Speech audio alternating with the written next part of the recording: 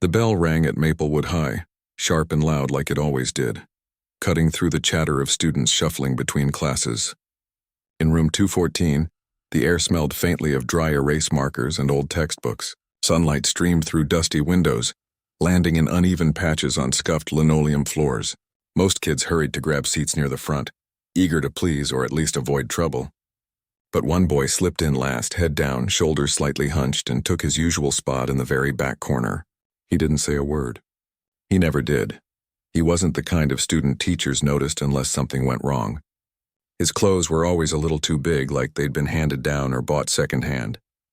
His sneakers had seen better days, soles peeling, laces frayed, but they were clean. Everything about him was quiet. His voice, his movements, even the way he breathed. He kept to himself, eyes often fixed on whatever was in his notebook, which he guarded like it held secrets no one else was meant to see. Mr. Callahan stood at the front of the room, tapping his foot impatiently as the last few stragglers found their seats. He'd been teaching math at Maplewood for nearly 20 years. His reputation was solid. He got results, pushed kids hard, and didn't tolerate laziness. But over time, that drive had hardened into something sharper, less forgiving. He'd seen too many students give up before even trying, and he'd grown tired of making excuses for them. To him, effort was everything, and this boy in the back, he'd shown none of it. "All right, settle down," Mr. Callahan said, clapping his hands once. "We've got a quiz tomorrow on quadratic functions, and judging by yesterday's homework, half of you still think x squared is just a fancy way of saying x times 2. A few kids groaned. Others exchanged nervous glances. The boy in the back didn't react. He just turned a page in his notebook, his pencil moving steadily across the paper.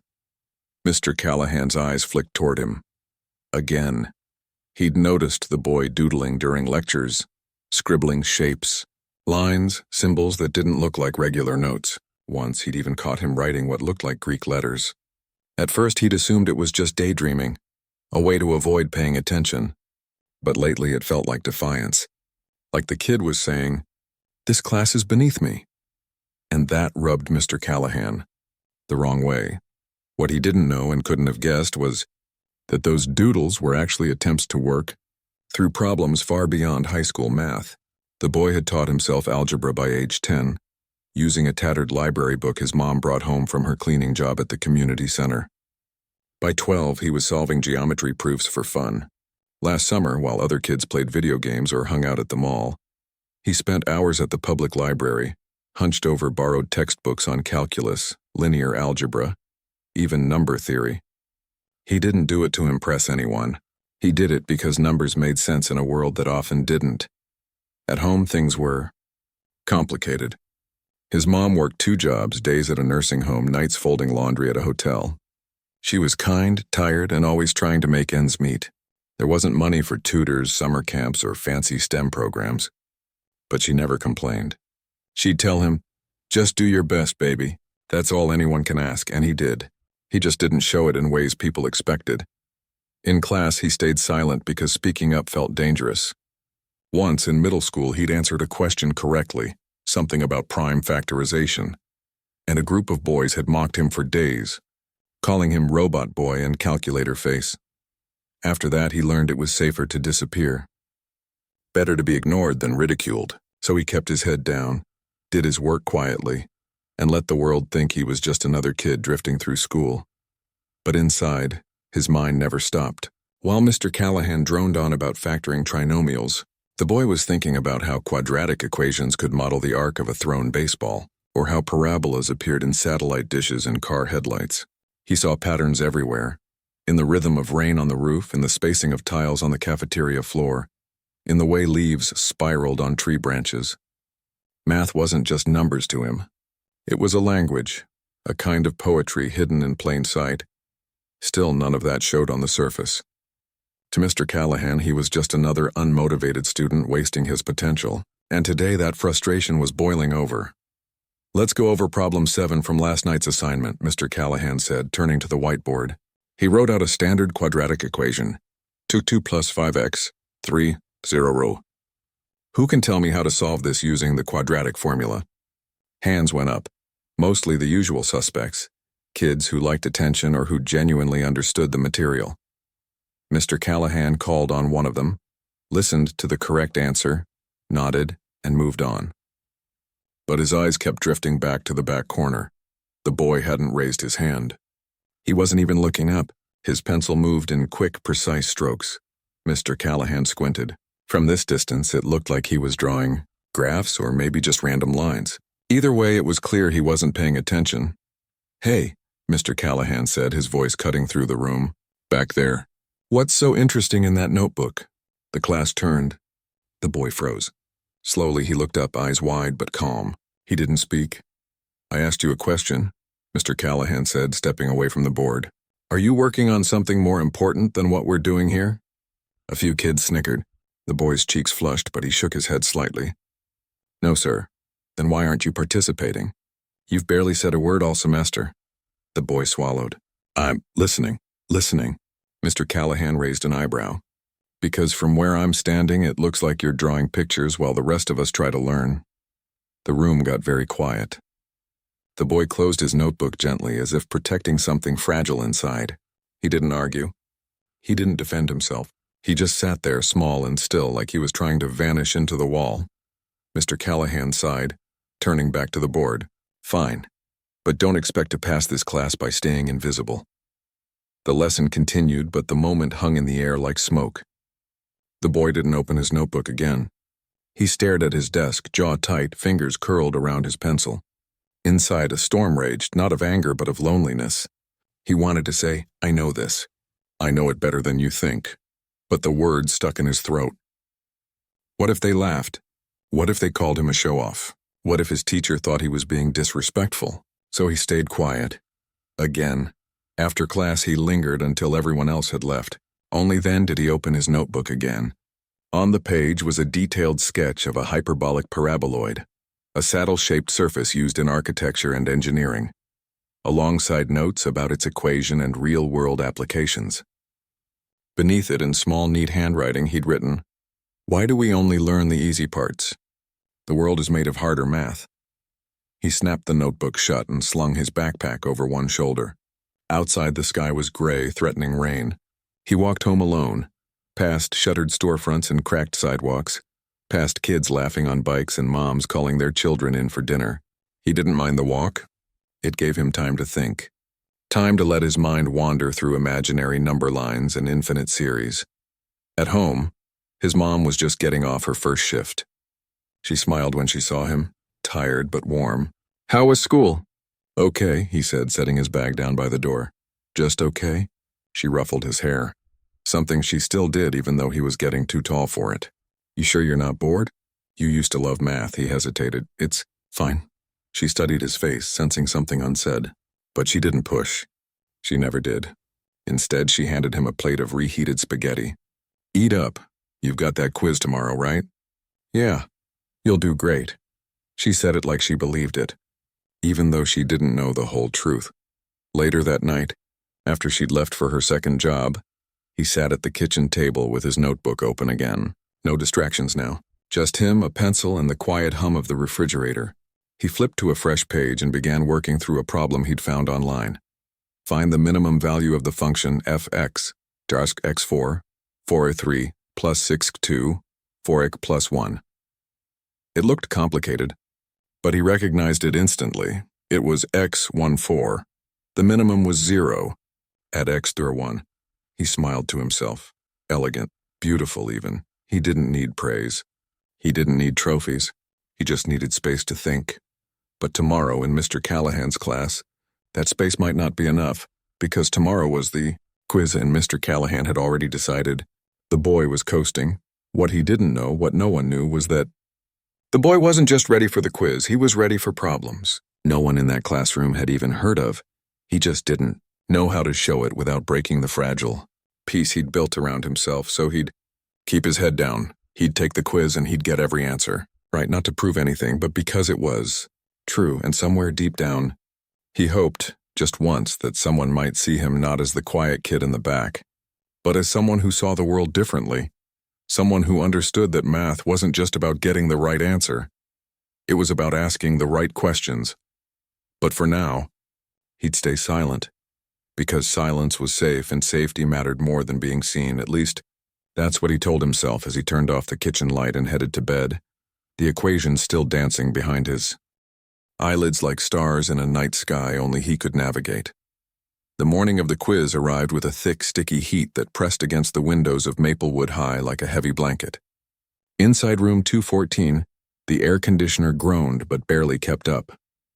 Students fanned themselves with worksheets, whispered last-minute formulas to each other, or stared blankly at the ceiling like they were trying to will the day to end faster. Everyone was nervous except the boy in the back corner. He sat perfectly still, hands folded on his desk, eyes calm. He'd already solved every problem in his head before the bell even rang. Mr. Callahan passed out the quizzes with his usual brisk efficiency. "You've got 40 minutes. Show your work. No talking." He paused at the back row, glancing down at the boy's desk. The boy met his gaze for just a second, steady, not defiant, and then looked back at the paper. Mr. Callahan moved on, but something about that look lingered. It wasn't fear. It wasn't boredom. It was quiet confidence. And that confused him. The quiz began. Pencils scratched. Erasers squeaked. A clock ticked loudly on the wall. 10 minutes in, most students were still wrestling with the first problem, a standard quadratic equation. But the boy was already on the last page. He wrote quickly but neatly, his handwriting small and precise like he was used to conserving space. When he finished, he didn't sigh or stretch or look around for approval. He simply set his pencil down, closed his eyes for a moment, and waited. Mr. Callahan noticed. Of course he did. He watched from the front of the room, arms crossed, brow furrowed. Too fast, he thought. No way he actually solved them all correctly. He'd seen kids rush through tests before, usually the ones trying to hide how little they knew. But this felt different. The boy wasn't fidgeting. He wasn't glancing at anyone else's paper. He just sat there, calm as still water.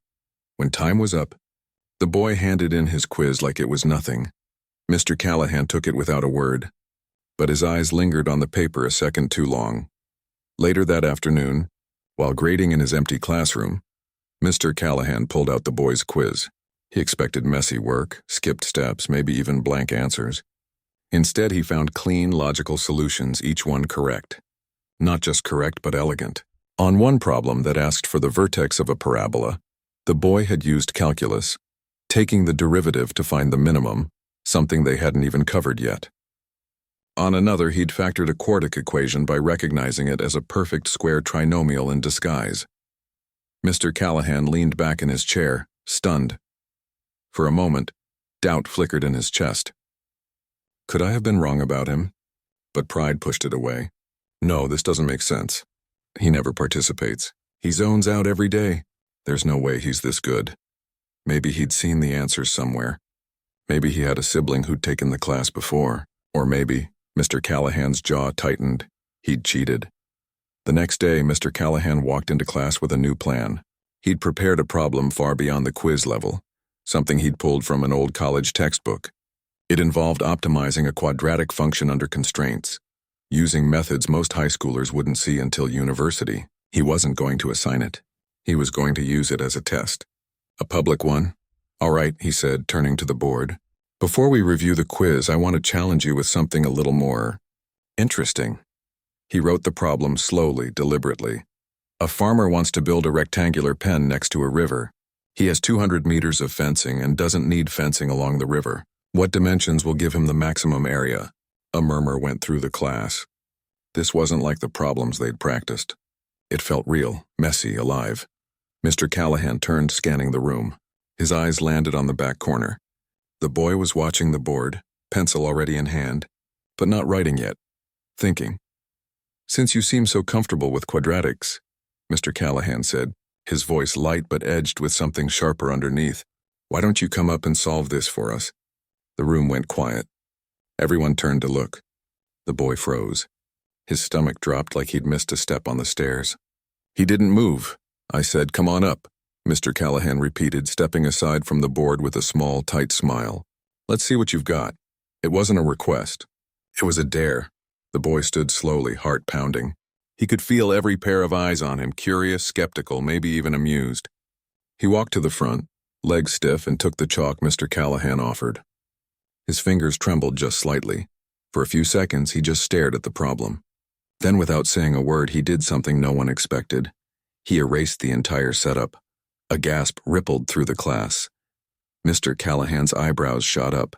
"What are you doing?" The boy didn't answer. Instead, he redrew the problem, but not as a word problem. He turned it into a clean mathematical model. Let us be the length perpendicular to the river, y the length parallel. Total fencing. 2x plus y 200. Area a dash daxi. Then, he substituted y, core 200, 2xer into the area formula, getting ax, core 200x, 2xer squared. So far, so normal. A few kids nodded. They'd seen this before, but then he kept going. Instead of completing the square or using the vertex formula, he wrote ax 200 4xu. Set it equal to 0, 200, 4x, 0, x, and 50 crore. Then we went to 100. Maximum area, 5,000 square meters. He'd used calculus in a high school algebra class. Silence. Not the kind of silence that follows a mistake. The kind that follows something extraordinary. Mr. Callahan stared at the board like it had spoken to him. His mouth opened, then closed. He hadn't taught derivatives. Not even close. And yet here it was, written in neat, confident strokes by the boy everyone thought was checked out. The boy turned around. His face was pale, but his eyes were clear. He didn't gloat. He didn't smile. He just waited. Someone in the back whispered, "Whoa." Another kid muttered, "How did he even know that?" Mr. Callahan cleared his throat, trying to regain control. "That's not how we solve these problems in this class." The boy blinked. "But it works." "It's not on the curriculum," Mr. Callahan said, voice rising slightly. "We use the vertex formula." "You're overcomplicating it, Pom." "But this is faster," the boy said quietly. "And it shows why the maximum happens there." A few students nodded. One raised a hand. "Sir, isn't it okay if he gets the right answer?" Mr. Callahan's face flushed. He felt cornered, embarrassed. He'd meant to expose the boy as a fraud, to show the class that he wasn't as smart as he pretended to be. Instead, he'd done the opposite. He'd handed him a stage, and the boy had owned it. "Fine," Mr. Callahan snapped. "Sit down." The boy walked back to his seat, head low again, but something had shifted. The air in the room felt different. Kids who used to ignore him now glanced his way with new curiosity. One girl gave him a small, impressed smile. He didn't return it, but he noticed. The rest of class passed in a blur. Mr. Callahan tried to move on, but his usual energy was gone. He stumbled over his words. His examples felt flat, and every time he looked at the board, he saw those derivative symbols. Clean, correct, undeniable. After the bell rang, the boy gathered his things quickly, eager to leave before anyone could say anything. But as he reached the door, Mr. Callahan called out, "Wait!" He turned. "Where did you learn that?" Mr. Callahan asked, voice lower now, almost private. The boy hesitated. "Online and books. On your own?" He nodded. Mr. Callahan studied him. The worn backpack, the quiet eyes, the way he held himself like he was used to being small. For the first time, he wondered if he'd been seeing the wrong story all along. "Why didn't you ever say anything?" he asked. The boy looked down at his shoes. "Didn't think it mattered." Then he left. Mr. Callahan stood alone in the empty classroom, the chalk dust still floating in the sunlight. He replayed the moment in his head, the erasure, the calculus, the silence that followed. He'd meant to humiliate. Instead, he'd been humbled. That afternoon, he went to the school library. He pulled out an old calculus textbook and flipped to the section on derivatives. He read it slowly, carefully. It wasn't easy, but he understood enough to know the boy hadn't just guessed. He'd known exactly what he was doing. Back in his classroom, he dug through his files until he found the boy's past report cards. Straight A's in math since elementary school. Comments from teachers. Exceptionally curious. Asks deep questions. Works far beyond grade level. But then, in middle school, the notes changed. Withdrawn. Reluctant to participate. Seems disengaged. No one had connected the dots. No one had asked why. Mr. Callahan leaned back in his chair, rubbing his temples. He thought about his own son now in college, who'd once loved building robots but gave it up because no one else cared. He remembered how it felt to watch someone you love shrink themselves to fit in. Maybe that's what this boy was doing too. The next day, Mr. Callahan didn't mention the incident. He taught the lesson as usual, but he kept glancing at the back corner, not with suspicion now, but with something softer. Wonder, maybe. Regret, definitely. During independent work time, he walked over and quietly placed a sheet of paper on the boy's desk. It was a harder problem, one involving systems of equations with 3 variables. Not part of the curriculum, just a question. The boy looked up, surprised. Mr. Callahan gave a small nod. See what you can do. The boy picked up his pencil. Within minutes, he'd solved it, not just with substitution, but by setting up a matrix and using row reduction. He slid the paper back without a word. Mr. Callahan read it, nodded again. Good, that was all. But it was enough. Over the next week, a quiet exchange began. Mr. Callahan would leave a challenging problem on the boy's desk. The boy would solve it and return it. No fanfare, no audience. Just 2 people speaking a language no one else in the room understood. But the boy still didn't raise his hand in class. Still didn't join group discussions. Still kept his head down when the bell rang, because old habits don't vanish overnight. And trust isn't built in a day. Still, something had changed. The boy no longer felt invisible, and Mr. Callahan no longer saw him as lazy.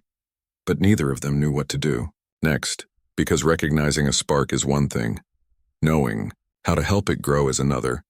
And in a school with limited resources, overstretched teachers, and a system that often rewards conformity over curiosity, genius can still slip through the cracks, especially when it wears secondhand shoes and speaks in whispers.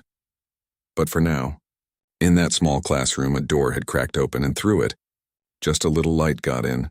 Mr. Callahan couldn't shake it. Every time he walked into his classroom, his eyes went straight to the back corner, not with suspicion anymore, but with a quiet, nagging worry. The boy sat there like always, head slightly bent, pencil moving across his notebook in that steady, focused way. But now Mr. Callahan saw something else beneath the silence. Depth. Intelligence so sharp it almost hurt to look at. And yet no one else seemed to notice. Not the other teachers. Not the counselors. Not even the students who sat right next to him. It gnawed at him. One afternoon after school, Mr. Callahan stayed late grading papers. He kept glancing at the extra problem he'd left on the boy's desk that morning, a tricky one involving exponential decay and half-lives.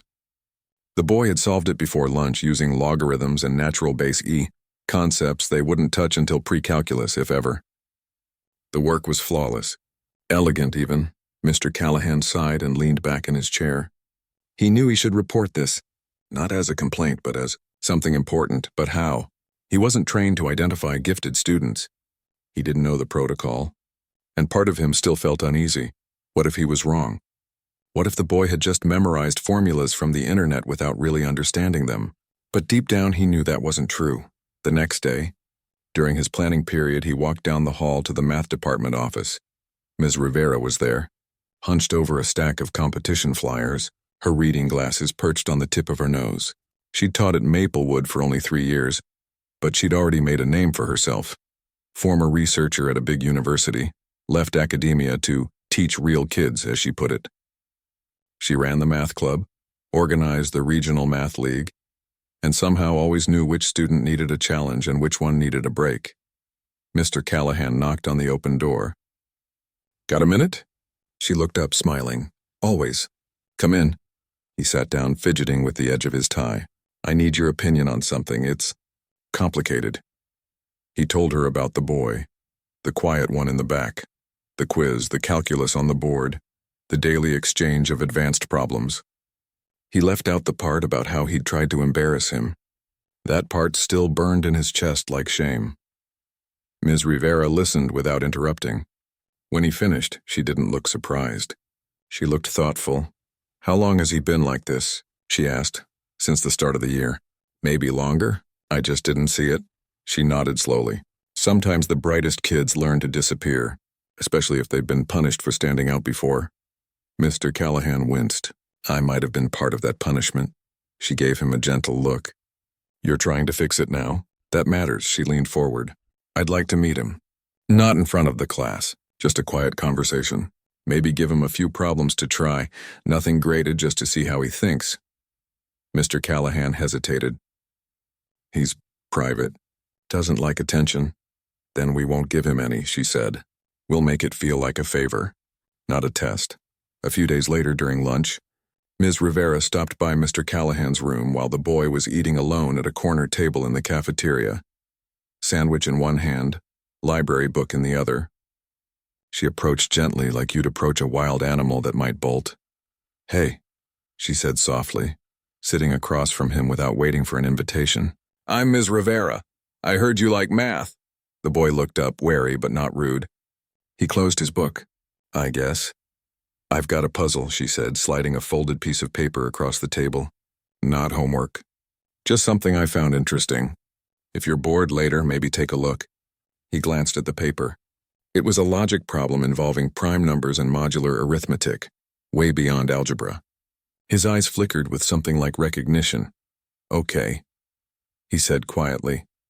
She didn't push, didn't ask for his name, his grade, his story. She just smiled and walked away. That afternoon, he slipped the solved puzzle under her office door. No note, just the answer, with 3 different methods of proof written neatly in the margins. Ms. Rivera stared at it for a long time. Then she called Mr. Callahan. We need to get him tested, she said. Not just for math, cognitive ability.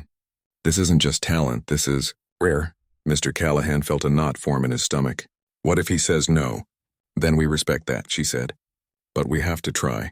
They approached him together after school in an empty classroom. No audience. No pressure. Just 2 adults who finally saw him. We think you might qualify for a special program, Ms. Rivera began carefully. It's for students who learn differently, faster, deeper. They offer advanced courses, mentors, even summer camps at universities. Full scholarships. No cost to your family. The boy's expression didn't change, but his hands tightened around the strap of his backpack. I don't need special help, he said.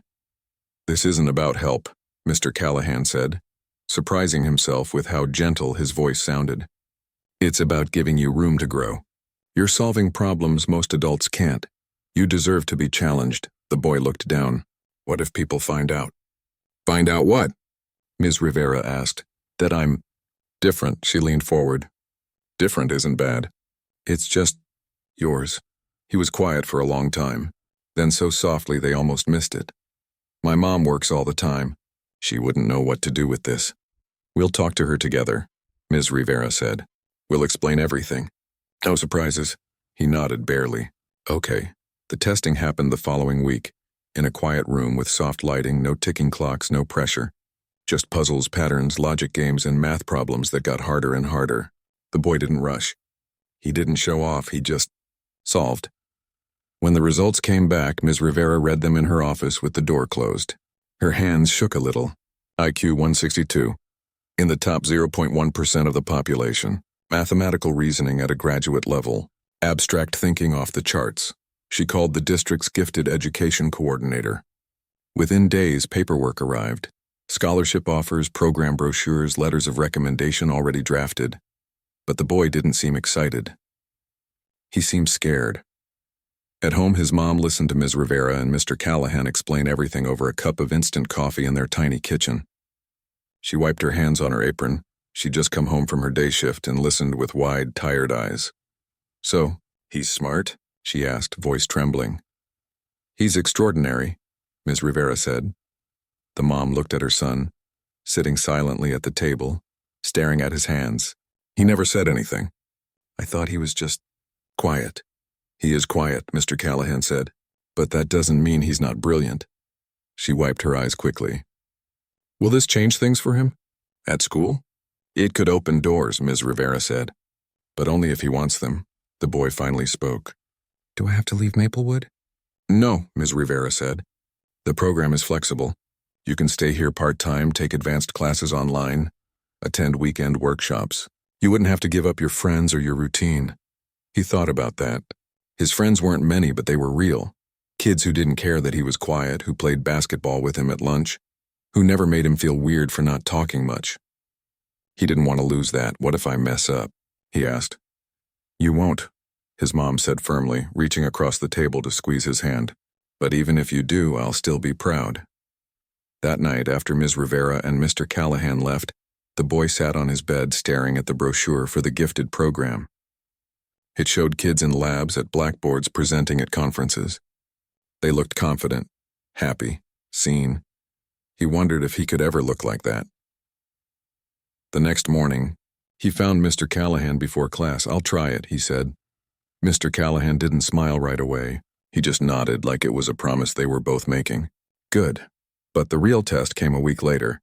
The school announced a regional math competition. Open to all students. Ms. Rivera encouraged the boy to sign up. He hesitated. "What if I lose?" "What if you win?" she asked. "I don't want people staring."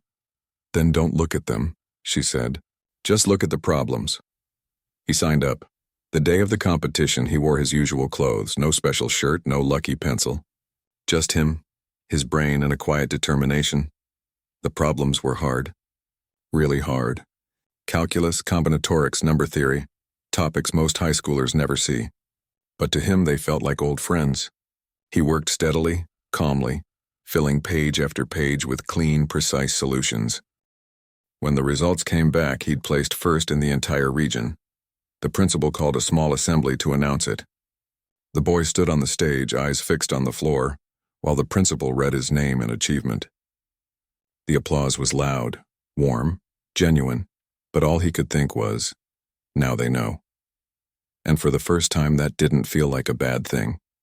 Afterward, a group of younger students gathered around him. "How'd you do it?" one asked. He shrugged. "I just followed the logic. Can you show us?" another asked. He looked at Ms. Rivera, who gave him a small nod. So he did, right there in the hallway. He grabbed a piece of chalk from a nearby classroom and started explaining a problem about geometric sequences. Kids gathered around not to mock but to learn. Mr. Callahan watched from down the hall. He didn't join. He didn't need to, because for the first time the boy wasn't hiding, and the world wasn't laughing. It was listening. Back in class the next day, something had shifted. Not dramatically, no banners, no sudden fame, but subtly. When the boy raised his hand, which he did just once to clarify a point about polynomial division, the room didn't fall silent in shock. They just listened. And when he spoke, his voice was steady. Mr. Callahan didn't call on him to prove a point anymore. He called on him because his insights were valuable. And the boy, he still sat in the back. But now he sat a little taller. He still didn't crave attention. But he no longer feared it, because someone had finally seen him, not as a problem to fix or a joke to make, but as a person worth believing in. And that changed everything. The weeks after the math competition passed in a quiet rhythm, like the steady tick of a clock that finally knew what time it was. The boy still sat in the back of Mr. Callahan's class, still wore his second-hand shoes, still ate lunch alone most days, but something had softened in him. He didn't flinch when someone said his name. He didn't look down when a teacher praised his work. And for the first time, he started asking questions, not just in his head, but out loud. It wasn't a sudden transformation. It was slow, like ice melting in early spring. One day, he stayed after class to ask Mr. Callahan about a proof he'd read online involving irrational numbers. Another day, he helped a classmate who was stuck on factoring trinomials, speaking so gently the other kid didn't feel embarrassed. He even joined the math club, not because Ms. Rivera asked, but because he overheard them talking about a problem involving Fibonacci sequences. And he couldn't resist. Mr. Callahan watched all of this with a quiet pride that surprised him. He'd spent years believing that teaching was about pushing students to meet standards, to pass tests, to follow the path laid out by the curriculum. But watching this boy unfold, like a flower finally getting enough light, made him realize teaching was also about making space. Space to be curious, space to be different, space to grow at your own pace. Still, guilt lingered. He hadn't always made that space. In fact, he'd done the opposite. He'd tried to shrink the boy down to fit his own assumptions, and though the boy never said it, Mr. Callahan knew he remembered. One afternoon after school, Mr. Callahan found the boy in the empty classroom, erasing the board after math club. He wasn't supposed to be there. He'd stayed late to help set up for a weekend workshop. But there he was, methodically wiping away equations like he was cleaning more than chalk dust. Mr. Callahan leaned against the doorframe. "You don't have to do that." The boy turned, startled. "It was messy. It's not your job." "I don't mind." A silence settled between them, not uncomfortable, just full. Mr. Callahan took a breath. "I owe you an apology." The boy blinked. "For what?" "For thinking you weren't trying. For calling you out in front of everyone like that. I thought I was holding you accountable, but really, I was just showing off my own frustration. That wasn't fair to you." The boy looked down at the eraser in his hand, turning it slowly. "You didn't know."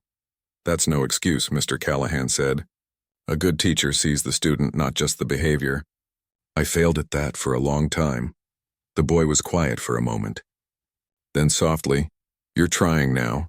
Mr. Callahan nodded. "I am, and I'll keep trying." The boy met his eyes then, not with anger, not with pity, but with something like understanding.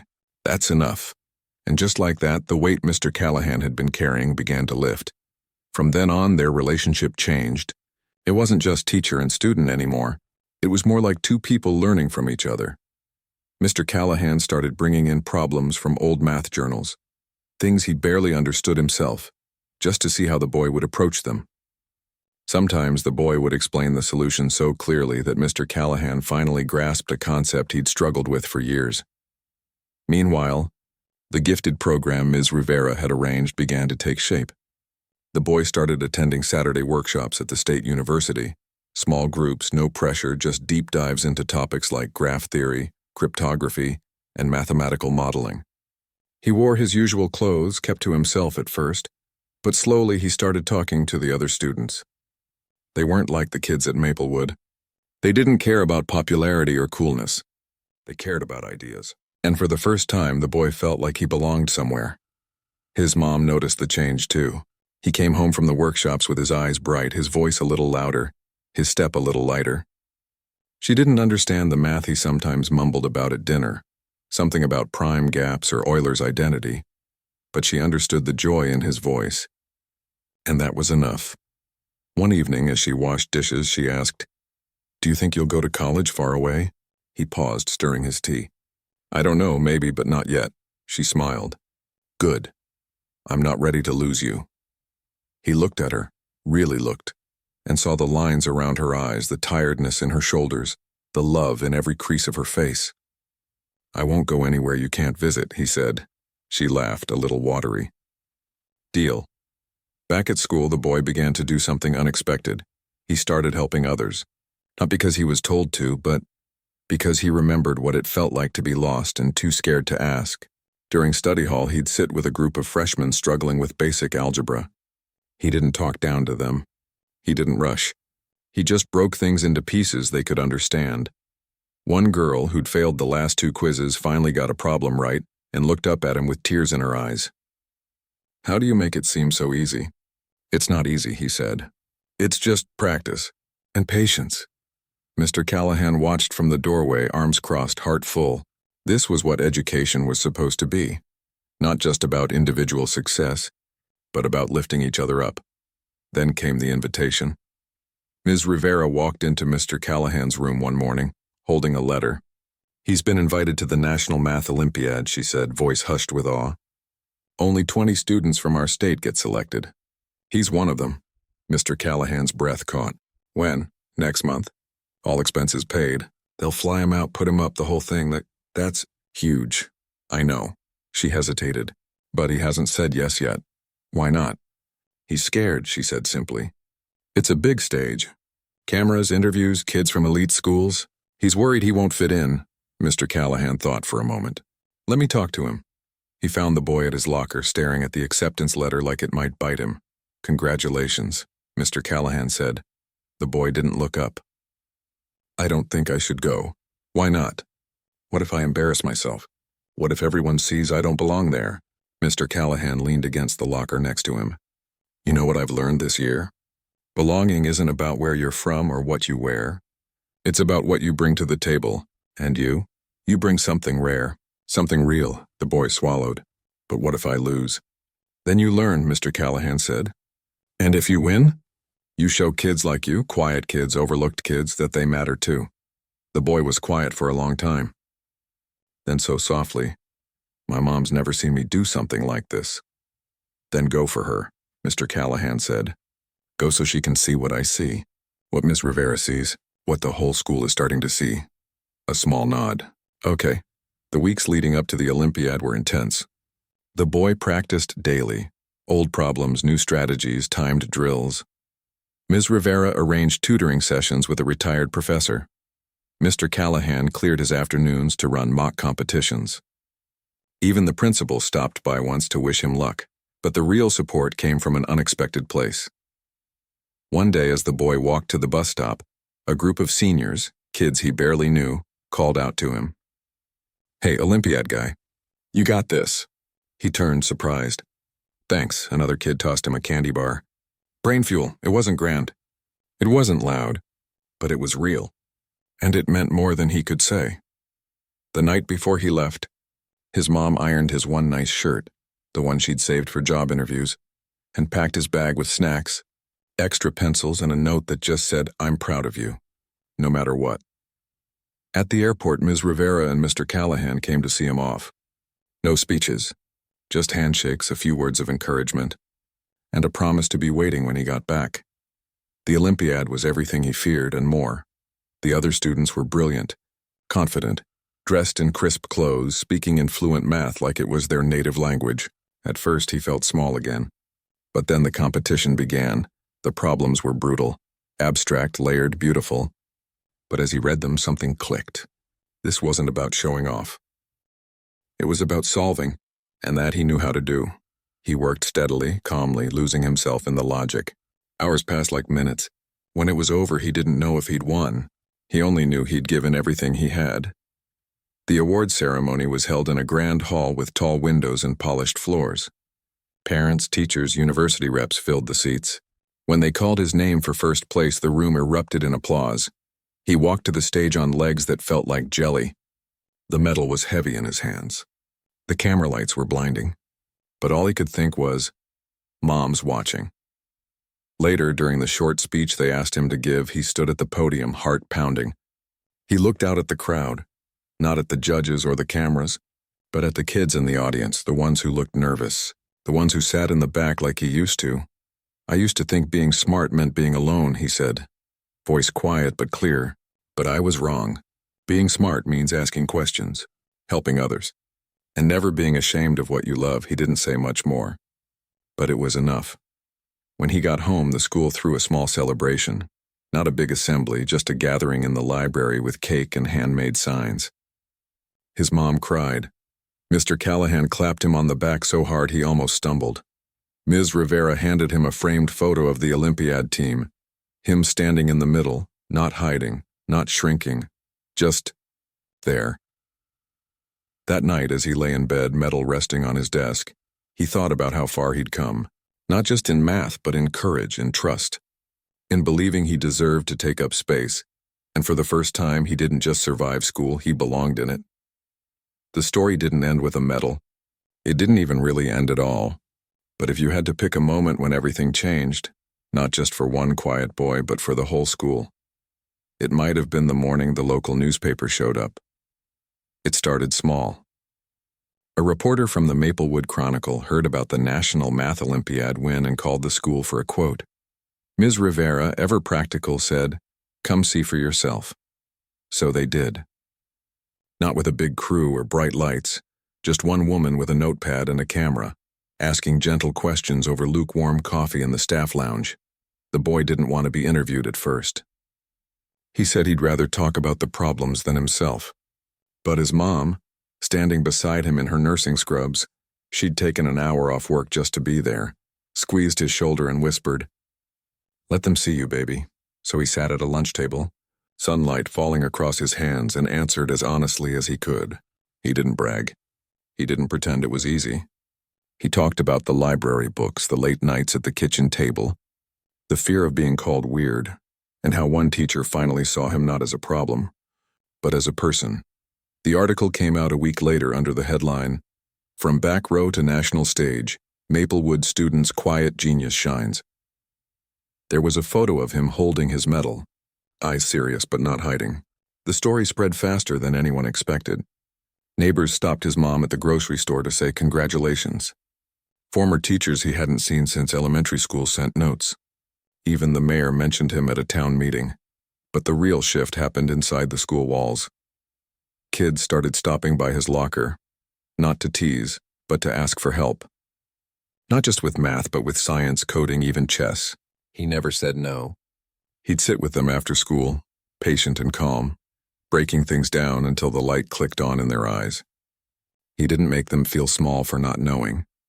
He made them feel capable for trying. Mr. Callahan watched this unfold with a quiet awe.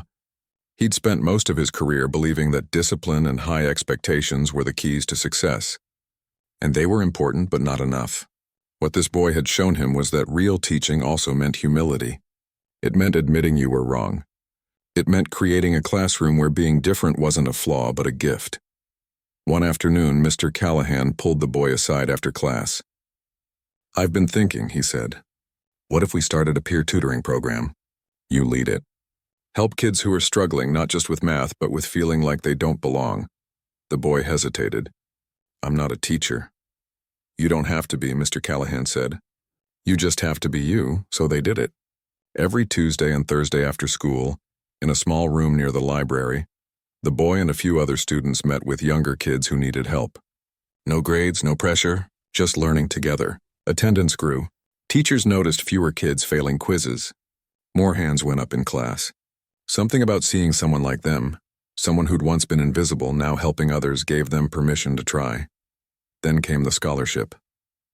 The state education department, impressed by the Olympiad win and the tutoring program, offered to fund a new STEM initiative at Maplewood High. They called it the Future Mind Scholarship, a full ride for one student each year to attend summer programs at top universities, plus funding for classroom supplies, guest speakers, and a small lab for hands-on projects. And they wanted the boy to choose the first recipient. He didn't pick the highest scorer. He picked a girl from his tutoring group, a freshman who'd failed algebra twice but kept showing up, kept asking questions, kept trying. She cried when he told her. "Why me?" she asked. "Because you don't give up," he said. "And that matters more than getting every answer right." The announcement was made at a school assembly. The principal stood at the podium, voice thick with pride. "This scholarship isn't just about math or science," he said. "It's about heart, about seeing potential in others even when they can't see it in themselves." He looked out at the crowd, then added, "And it's named after someone who taught us all that lesson." The boy's face burned. He hadn't known they'd do that. He looked down, but not to hide, just to catch his breath. After the assembly, Mr. Callahan found him outside, leaning against the brick wall near the bike racks. "You okay?" "I didn't want my name on it," the boy said quietly. "I know," Mr. Callahan said. "But sometimes the best way to help others is to let them see your path." The boy nodded slowly. Maybe that was true. As the school year wound down, things settled into a new kind of normal. The boy still sat in the back of class, not because he was hiding, but because he liked the view. He could see everyone from there. He still wore his old sneakers. He still walked home alone most days. But now sometimes someone would walk with him. Sometimes he'd even laugh out loud. His mom started coming to school events, parent-teacher conferences, math club showcases, even the spring talent show, where he played a simple piano piece he'd taught himself from YouTube videos. She sat in the front row, beaming like she'd won something too, and in a way she had. One evening, as they ate dinner, leftover pasta and garlic bread from the diner where she sometimes got free meals, she asked, "Do you ever think about what you'll do after high school?" He stirred his food. "I don't know. Maybe teach, or research. Or both," she smiled. "You'd be good at either." "I just want to help kids like me," he said. "The ones who think they don't matter." She reached across the table and covered his hand with hers. "You already are." Graduation came faster than anyone expected. On that warm June morning, the football field was packed with families holding balloons and signs. When his name was called, the applause was louder than for most. Not because he was famous, but because everyone knew his story now. Not the Olympiad part, the real part. The part about being quiet, being doubted, and still showing up. He walked across the stage, shook the principal's hand, and accepted his diploma with the same calm focus he'd used to solve equations. But this time he looked out at the crowd and smiled. His mom was crying. Mr. Callahan stood near the faculty section, clapping hard, eyes suspiciously bright. Ms. Rivera gave him a thumbs up from the bleachers. After the ceremony, people came up to him. Teachers, students, even the janitor who'd seen him studying in empty classrooms after hours. "Proud of you," they'd say. And for once he believed them. That summer he didn't rest. He helped design the curriculum for the new tutoring program. He mentored the scholarship recipient as she prepared for her summer course. He even gave a short talk at a district-wide teacher training about how to spot quiet talent in the classroom. He didn't speak like a celebrity. He spoke like someone who'd been there. "Don't wait for kids to raise their hands," he told the room full of educators. "Sometimes the ones who know the most are the ones who've learned to stay silent. Look for them. Ask gently. Make space." Mr. Callahan sat in the back, listening, heart full. He thought about all the students he'd misjudged over the years. Maybe it wasn't too late to reach some of them, too. By fall, the boy was gone, off to a university on a full scholarship, studying mathematics and education. But Maplewood High wasn't the same school he'd left. The Future Minds room became a hub of activity. Kids who used to skip class now signed up for extra help. Teachers started using more open-ended problems, encouraging different ways of thinking.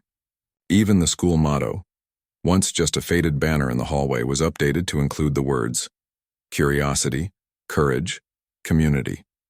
And every year, when the new scholarship winner was announced, the principal would tell the story again, not as a fairy tale, but as a reminder. Greatness doesn't always shout.